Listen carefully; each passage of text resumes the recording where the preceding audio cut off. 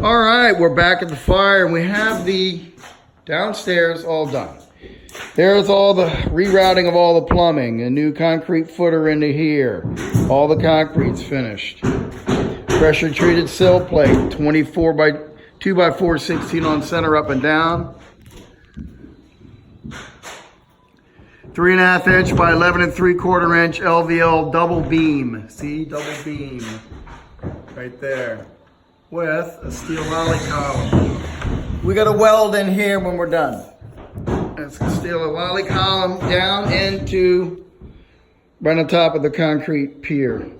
Right there, over here, 4 inch by 4 inch pressure treated posts going up, taking the outside load. This is gonna happen all the way through the second floor too.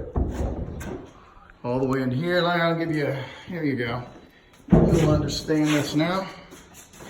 As we go back here, this support will continue right through there where you see that shadow. And then the same thing, right into there, all the way across on the second floor will be just like this. It's in the basement. All right, stand by, over and out.